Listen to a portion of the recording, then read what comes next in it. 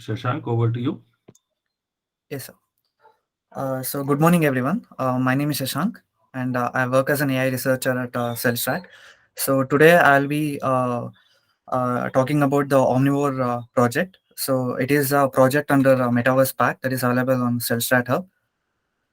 Uh, so this model was created by the Facebook research group. So the paper is on about the Omnivore, a single model for many visual modalities. So this model is known as Omnivorous because it works on three different visual modalities. So namely the images, videos, and single view 3D. So this omnivore model doesn't use a custom architecture for each visual modality. It performs recognition on all three modalities using the same and shared model parameters. So yeah, it works by converting each input modality into embeddings and social temporal patches. Uh, yeah. So I'll be talking about the omnivore architecture. So these are the inputs for the architecture. So we can either feed an image or a video or a single view 3D. So basically, this single view 3D image contains a depth map also. So what the architecture does is taking this input, it create patches on a particular image and on the frames of the video. Then it will be converting it into linear embeddings. So these embeddings converts into a vector form, and it is fed into a transformer. So here we are. The Omnivore uses a Swin transformer. So this is the architecture of the Swin transformer. Uh, so here the same thing is shown in other way. So here the image is given as an input. So the patches here are projected into the embeddings using linear layers. Okay, So we, I maybe we can slow down a bit. Could you go back to previous slide? So you were showing the omnivore. I think I got lost there a bit. If you go back to previous slide, yeah. uh, So yes, this sir. is basically computer vision, right? So you are extracting patches from the input, and then what is linear? Linear. So we are converting this into a linear vector, sir. Okay, got it. Okay, Yeah. So these linear vectors are converted into embeddings. okay. So these embeddings will be given as an input to the transformer. So here will be using a Swin transformer. So what is omnivore model here? Is it itself a neural network? No, sir. Like the Swin transformer is a omnivore model. Like the entire model is known as the omnivore model. Okay, okay, got it. Yeah. Okay, thanks. Yeah, go ahead. Yes, sir. Okay. Uh, okay. So here the input layer of the model processes each patches independently and projects these patches into the linear embeddings. So using a linear layer followed by a layer norm. So here the each patch of a shape will be having dimensions of t into h into w into c. So here the t stands for the temporal dimension, and h and w stands for the spatial dimensions, that is the height and width, and c is the channel dimension. So this c represents the depth map of either the video or the image. So these will be converted into an embedding. So yeah, this will be converted to a linear embeddings. So coming to the training part. So here the omnivore model. What is the swim transformer block on the previous slide? What does it represent? What is Swin swim? transformer. Yes, sir. So Swin transformer is a combination of encoder and decoder block. It is similar to what the attention network does.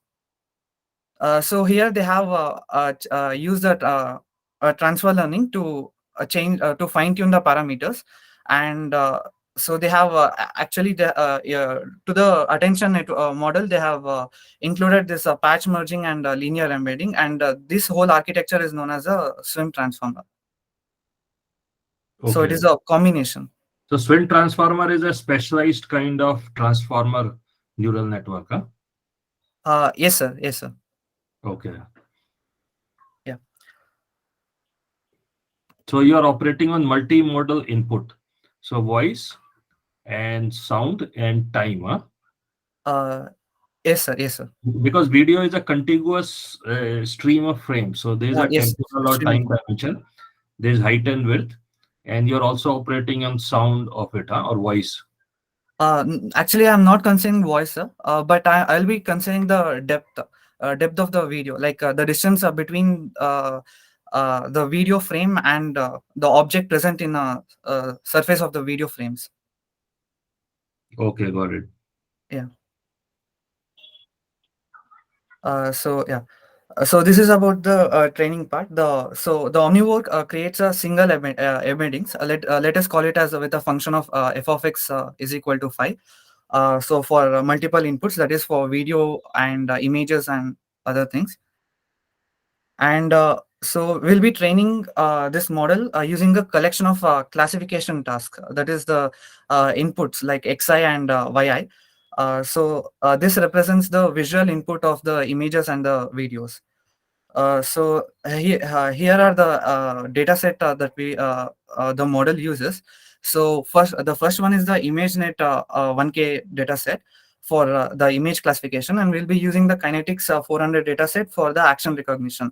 So that is for the video streaming process, and we'll be using a Sun RGBD data set.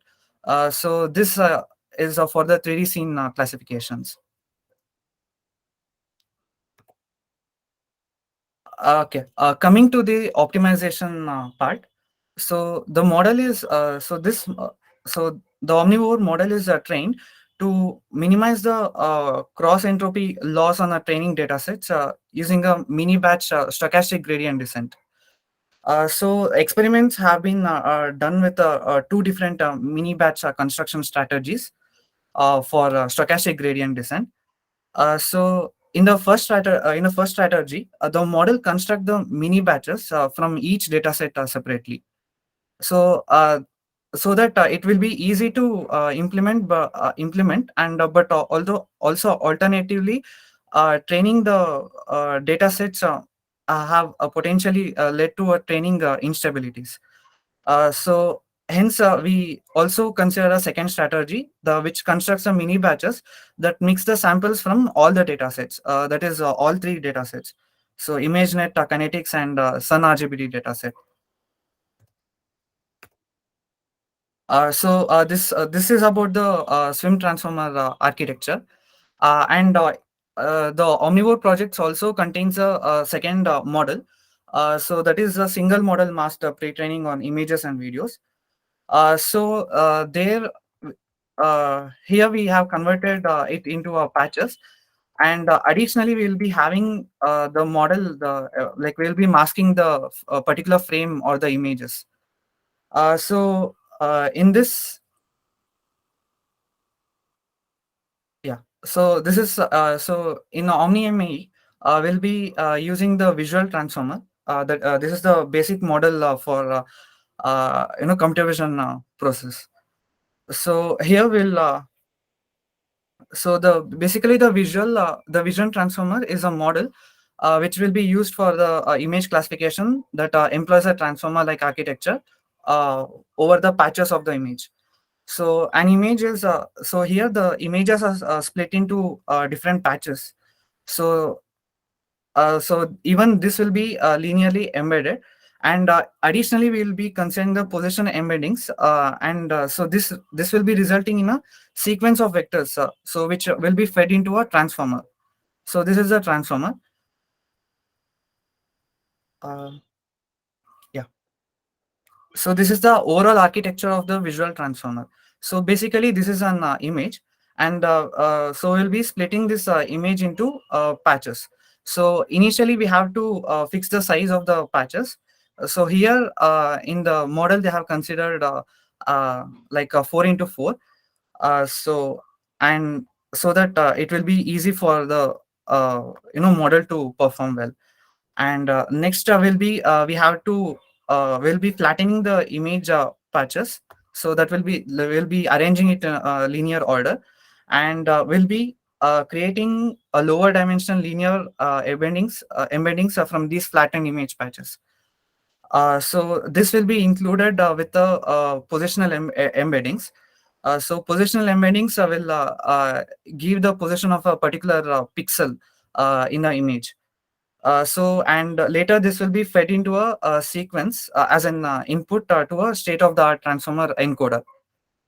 So this will be pre-trained VIT model with the image labels, which is then fully supervised on a larger data set.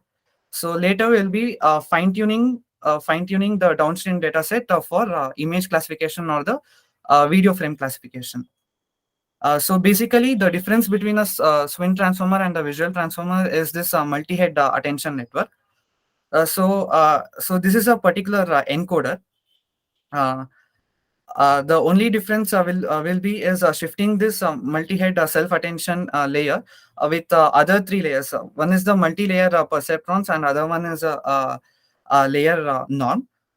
So here the multi-head self-attention layer will be used here. So this layer concatenates all the attention outputs linearly to the right dimensions. So the many attention heads help train local and global dependencies in an image multi-layer perceptron. So this layer contains two layer with a Gaussian error linear input, and so the layer norm contains so this is added prior to the each block, as it doesn't include any new dependencies between the training images. So this thereby improves the training time and also the overall performance of the model. So this is standard VIT or vision transformer model, huh? Yes, sir. This is the standard There is visual no transform. customization to the VIT model part of it, right? That's the pretty normal default. Yes, sir. Yes, yes. So here you're trying to predict the class label for the individual patches, right? Yes, yes. So it is image classification on patch level. Okay, Patch fine. level. Yes, sir. Okay. Okay. Okay. So this architecture has a different variants also. Like this is a basically a transform. This basically was a trained using a transfer learning. So VITB and VITL and VITH are its variants. Uh, Next is the omnivorous visual encoder. So as I mentioned that the main difference comes in this encoder part. So I'll be explaining about this in a visual encode. So in a omnivorous model, so the visual encoder processes both images and videos using the same parameters. So the encoder operates on n spatiotemporal patches from the images and also the videos. So here the encoder can naturally handle a variable number, like number of patches from the images and as well as the videos, as it uses the transformer architecture. So the encoder shares the same parameters for both kind of input and process them in the same way to output per patch embedding.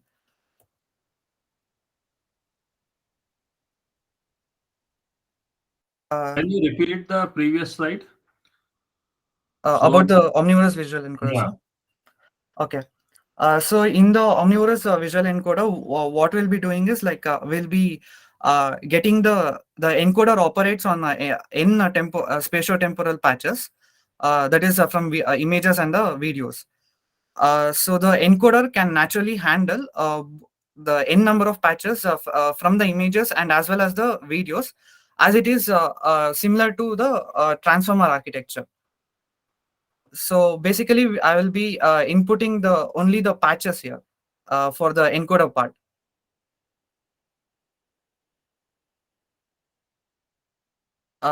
When it comes to training, so here I will be using an encoder decoder architecture itself.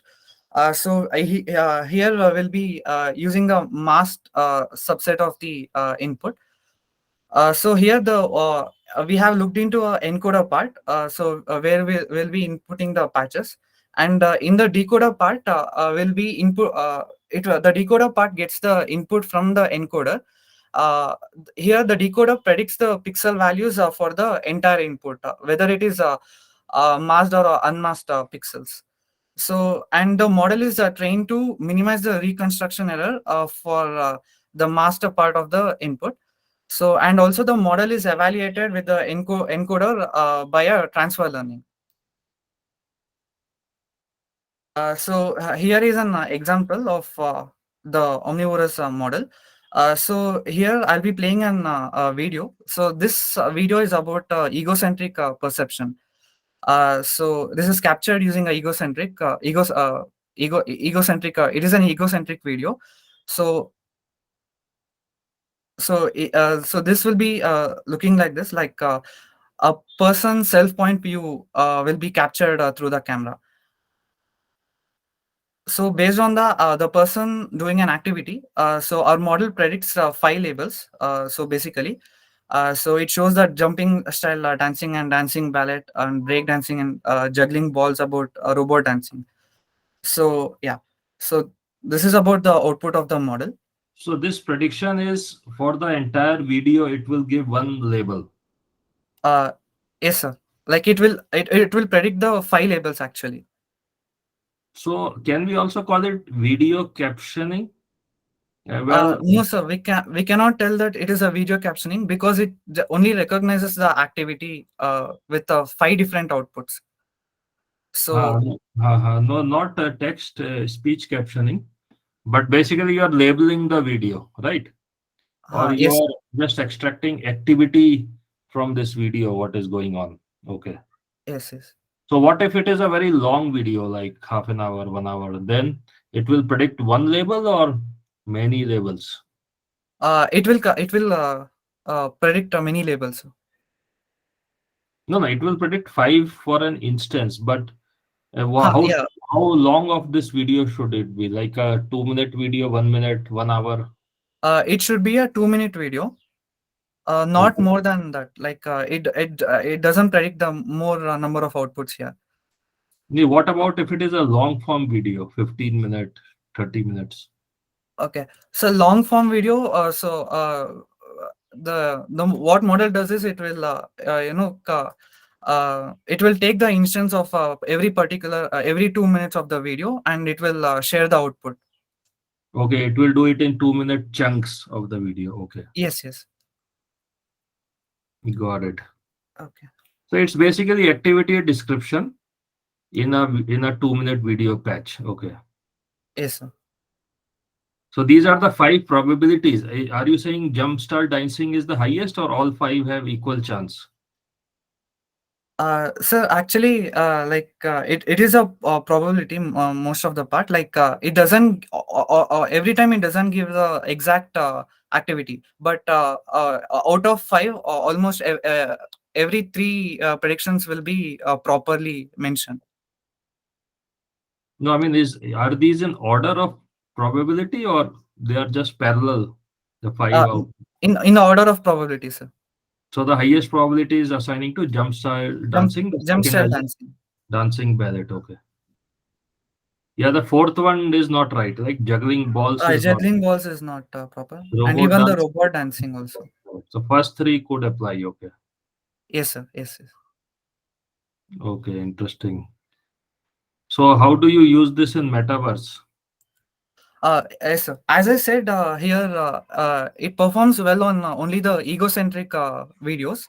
So when we use the AR VR kind of models, like we'll be having our own self perception of the environment. So it basically the metaverse can in so that we'll get to know like what and all objects are present, and what and all activities are going on in the environment. So it is a very minute part of the application in the metaverse. Okay, sounds good. Yes, sir. So do you have a training? What is the training set? Sorry, I didn't get your point. Like, the training set is there, right? Yeah, about the data set, right? Yeah. Yeah. So yeah, we will be training this on ImageNet 1K dataset and Kinetics dataset and Sun RGBD dataset. So ImageNet contains only the images part, and Kinetics will be having different kinds of videos of a regular time to time basis, and Sun RGBD dataset has a depth maps integrated with a video. Okay. So with the ImageNet 1K means it's 1000. Yes, yes. So they will be having 1,000 dataset. So these are basically like day to we'll be seeing day to day objects. So those images will be containing the in the ImageNet dataset.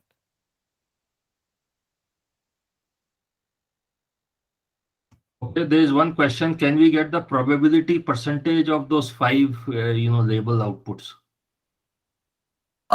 Okay. So the model, yes, actually, we can get the probability output of a particular, the activity. So audience, please put your name and college in the chat. This is so we can know who attended. It's a hackathon related workshop. Please put your name and college in the chat, or your company name if you are employed somewhere.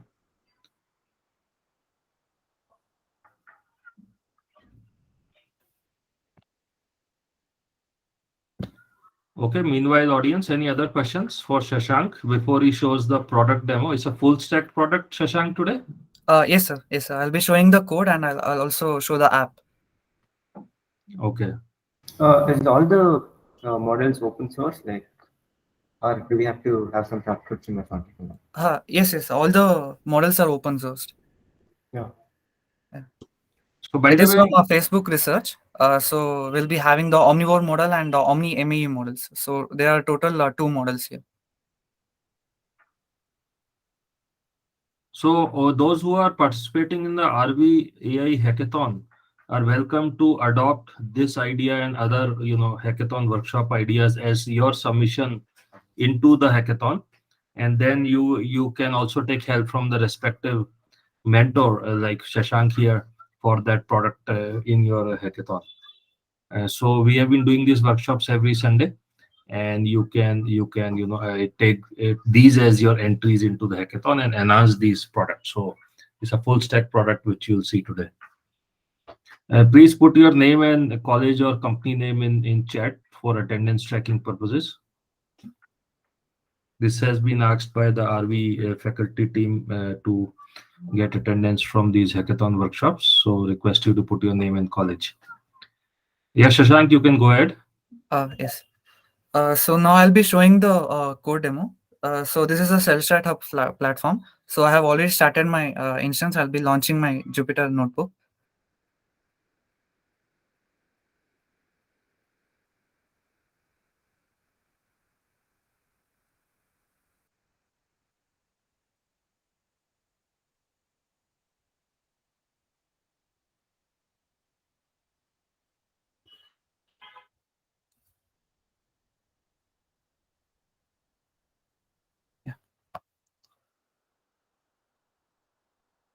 Okay. So here I have already created an inference model for this particular model. Increase the font size a bit. Yes.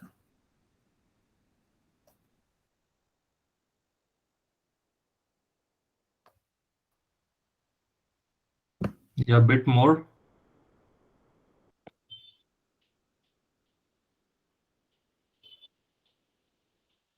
Mm, Yeah, it's fine, I think. okay. Okay. So initially I have cloned the repository from Facebook research. So I have installed all the important modules and the required modules, and here. So basically, this model is built on PyTorch. So yeah, So I will be loading my model on this hub platform. So the model name here is Omnivore Swin. So it is available in the Facebook research GitHub repository. So here I have loaded my model.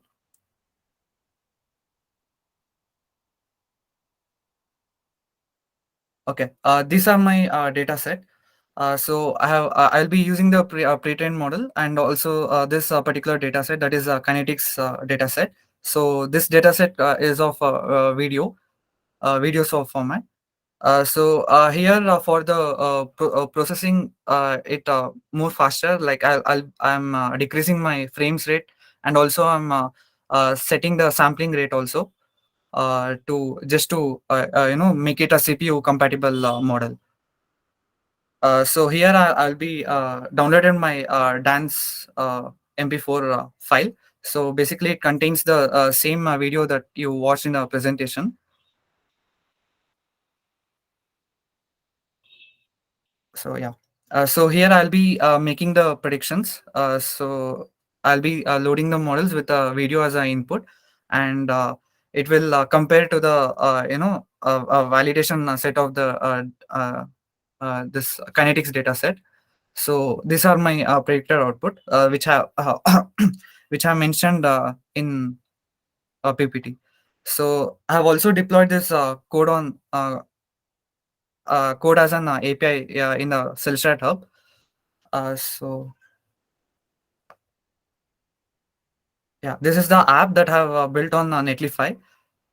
So here I'll be uploading my video here.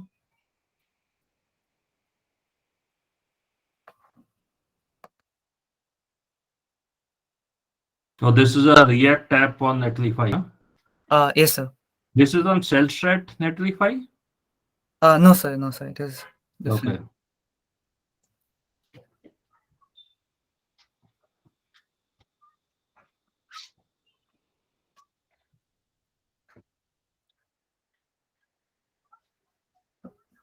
It's taken some time to load.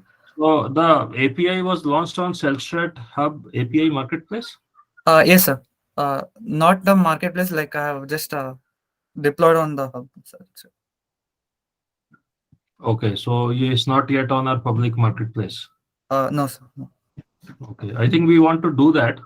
So you can work with Neeraj or Bhavesh to deploy it as API on our marketplace, right? So Yes, this sir. is commercial grade stature, right, Shashank? It can be used for commercial applications, this API.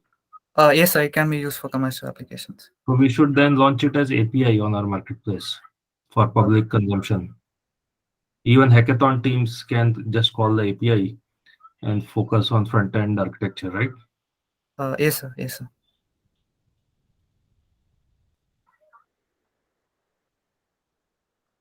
Okay. So it gave the predictions as robot dancing and jumping style dance. So the same thing like what we saw. This is a different video. The first video that I have played in the model is it is not resized. It is an original format, and here I have resized the model. So basically, there is a particular size. If we resize to that particular thing, we get a proper output in this format. So here we can see that in the Omnivore model, it showed juggling balls and something. So here it is not showing here. So basically, it works on type of the video format that you're going to upload. So how do you have to resize the video before uploading? Not every time, sir. To get it depends on video quality also. Okay. Here actually in the model, I have resized the video. So in the So code here- you are doing, I can upload any 2-minute video. It will resize automatically, huh? Yes, sir. It will resize automatically. Okay, nice. Yeah. So I should enter 2-minute video. If I enter more longer video, it won't work, huh? Longer video, it doesn't give a proper output.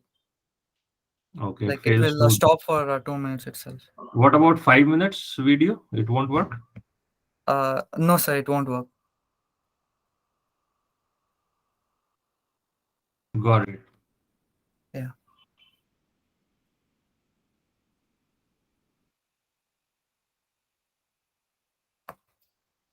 So yeah, so this is about the model that we have built on Metaverse project. Yeah. That's nice, interesting full stack solution. Yeah, audience, any questions? Yes. So my question is that you showed the Jupyter notebook file and thing, right? So how did it go from a Jupyter notebook file to a deployed API model? Like, Okay. So from okay, I just want to know how to launch the Jupyter Lab, right?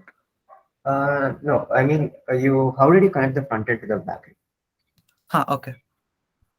So basically on our CellStrat hub, I have deployed the whole model on the hub platform only.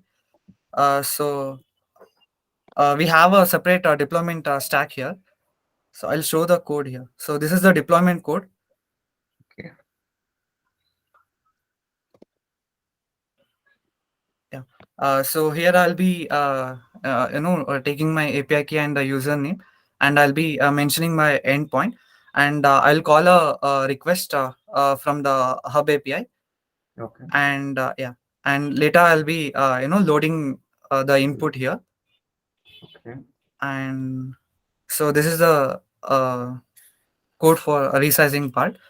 So it is also present in the backend itself, and I'll load the video, and as a response I'll call the request from the API server, and so if I call the JSON format file, I'll get the output of my Okay. model. Okay. So every I'll time you okay. on a bit because we in CellStrat Hub we have created a complete deployment architecture, and I've shared the how to deploy on CellStrat Hub as a AI as a service or API as a service. So in fact, you can go to the deploy models tab above. So here you will see your privately deployed model. So here you can see Shashank has 3 privately deployed models, and he's connecting that with a API endpoint key, which is shown above under the API key column. And so these are private APIs you can launch using the Hub API deployment architecture. It basically creates a Docker image on our AWS server with an AWS API gateway endpoint, right? And so we can also launch APIs as public APIs. Shashank, if you can go to API Marketplace and go to any of them and just open any of them. So these are public facing APIs we have launched, and they can be called by any client stack using a REST API or JSON Web Service Protocol. And the documentation for that is given under how to use the API, right? So these are public. Just go to how to use the API. Yes. No, there only in the API Marketplace on a specific API, there is a section called how to use that particular API, right? So click on any of them. This one. So yeah. No, API Marketplace. No, not there. That that documentation is there. Go to API Marketplace. Yes, Go sir. to any of the APIs, and there is you see how to use the API right there below. How to use the API. Yeah, this one. So here we have published how this API can be called using a REST API, JSON input call, the JSON payload. Okay. Got it. So all of you are welcome to deploy, your AI models as API on CellStrat Hub instead of directly doing it on AWS, Google Cloud, or what have you, right? It's much easier to do it here, and in effect, it's just a wrapper for our AWS API deployment. It's not anything different. It's just a simplified way of doing it. Okay, any other questions? Nice presentation, Shashank. Any other questions? Can you compare any other similar models? Sorry. How do you compare whatever you have just shown, right? This model performance with or accuracy with the other existing models? Okay. So like you're asking about the similar models, like how it is Yes. better performing, right? Yes. Yeah. So basically, so these models are built on transfer learning itself. Like they have fine-tuned the attention architecture model.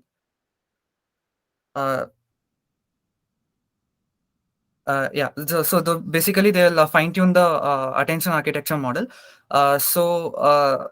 When we compare it to the normal visual transformer models to the Swin transformer, uh, according to the papers that they have presented here, so it is better performing. Like it got an accuracy of 85% on ImageNet dataset, and also 76% on the Sun RGBD dataset.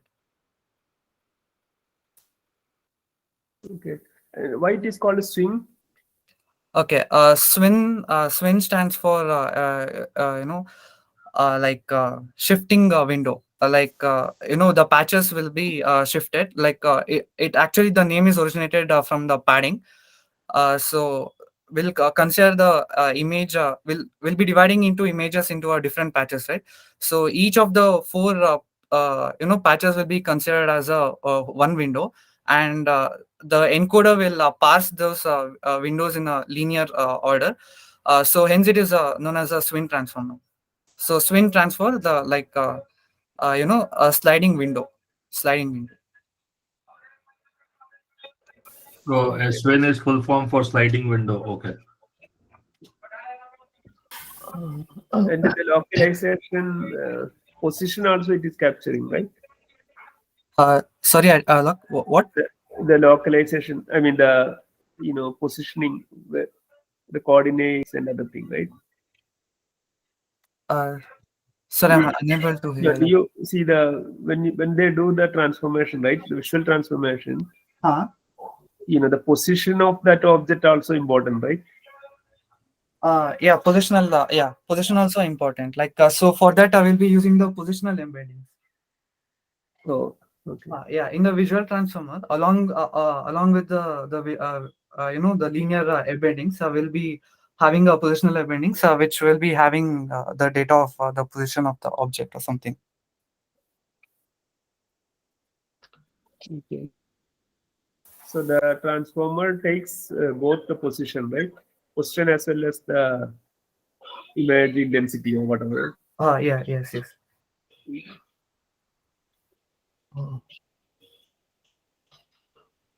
So it's combining multiple algorithms, visual transformer it's using, but in a Swin transformer fashion, right? So I think it's a multiple algorithms involved, encoder and decoder.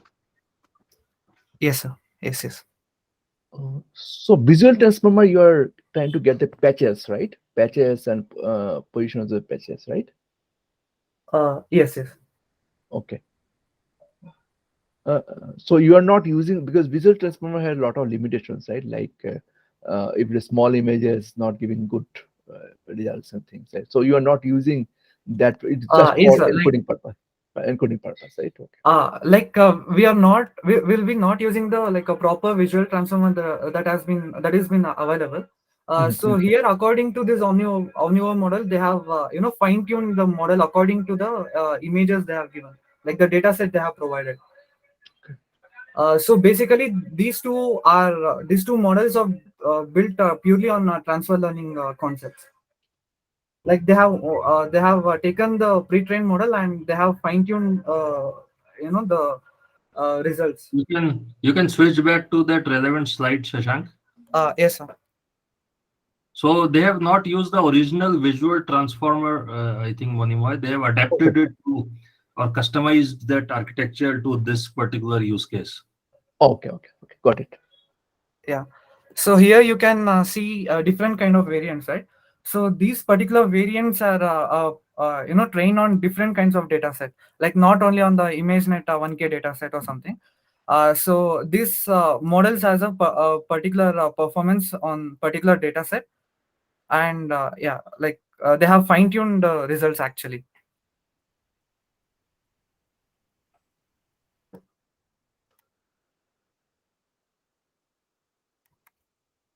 Why you have three VITs going on here, B, L, and H? Yes, sir. For the Omnivore model to work, we'll be using the VIT B model, and VIT L model and VIT H models are different variants. These are fine-tuned based on the different data sets. Sir. Like it is not trained on ImageNet dataset or Sun RGBD dataset. Which slide captures the overall architecture of this model? Which of your slides capture the overall architecture of this whole solution? This slide? Yes, sir. Okay, okay. No, but here temporal dimension, how that is captured? This is only spatial dimension and height and width. But how is the time concept or temporal dimension being captured in this architecture? Sir, so here the input will be in a 4D tensor format, sir. Okay, okay, okay. Not a 3D tensor. So Okay. in the 4D tensor, it will the input is actually the 4D tensor, but here I have represented only the 3D tensor. Mm-hmm. So Okay, the input vector is a four-dimensional matrix. Okay. yes, sir. Yeah, got it. So this one architecture captures the whole model, huh? Yes, sir. Yes, sir. And here the class output you are showing is those labels being predicted, huh? The Yes. dancing or something, or you know. Yeah. This Okay. this is So the those model. are corresponding to the 5 labels in that diagram. Okay. Yeah. So it is not a pipeline of model. It is just one model, but adapted to this use case, right? And the input is a four-dimensional tensor, not a three-dimensional image, as is the case in normal visual transformer. Yes, sir. Yes, sir. No.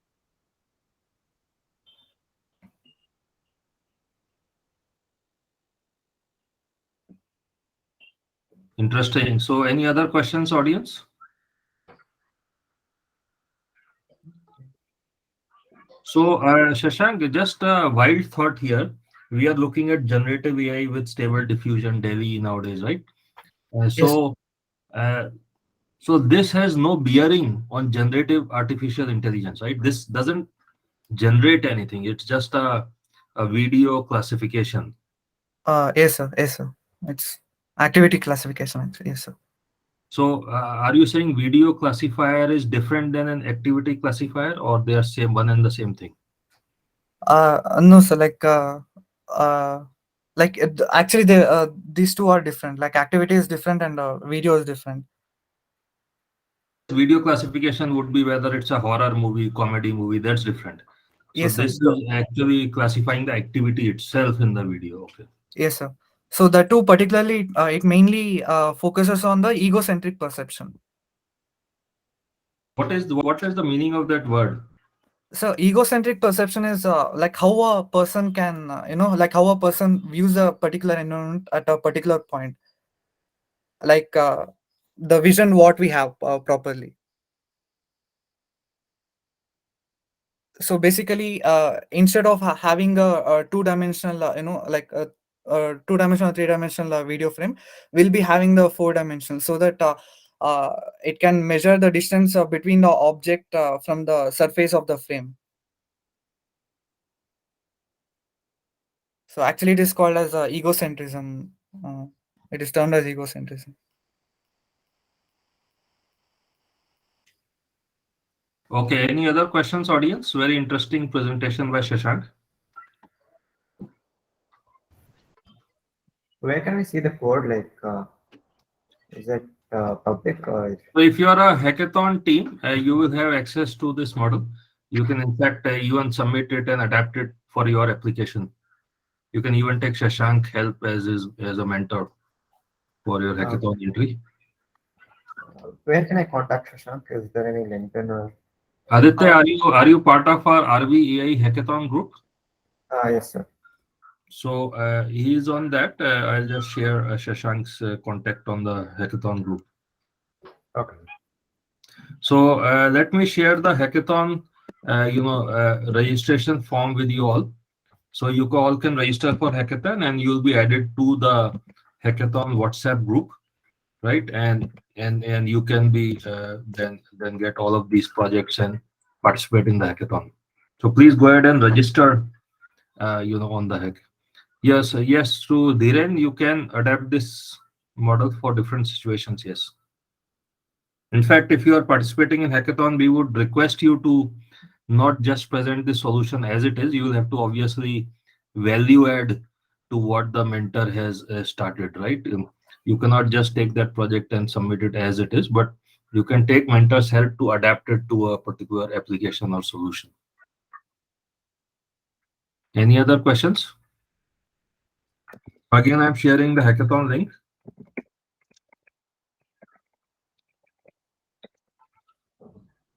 If you register there, you'll be added to a hackathon WhatsApp group, and you'll have access to all of these products fully, and also the respective mentors.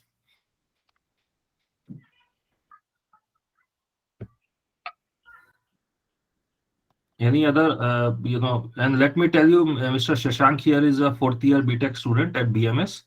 So you can see how, even current BMS or BTech students are doing remarkable AI products. So it is pretty much within our, capability to launch certain products even when we are in college, right? So you might think this has been done by a professional, working AI scientist. Shashank is still a 4th year student at BMS. So kudos to him for doing this level of work. Sir, I had a doubt with the CellStrat hub. Yes. What does explore packs mean? Like, what Packs is it? are jumpstart projects, right? So if you go there, you can check out any of the packs, right? They are jumpstart projects for you to accelerate your AI development and launches. So we have both a pack marketplace and also an API marketplace. So you can develop your own AI with these jumpstart projects, or you can consume the APIs in the API marketplace. Okay.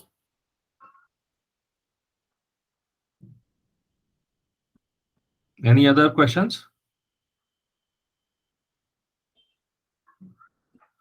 Okay, thanks audience for joining. Thanks, Shashank. Interesting presentation. Thank you, sir.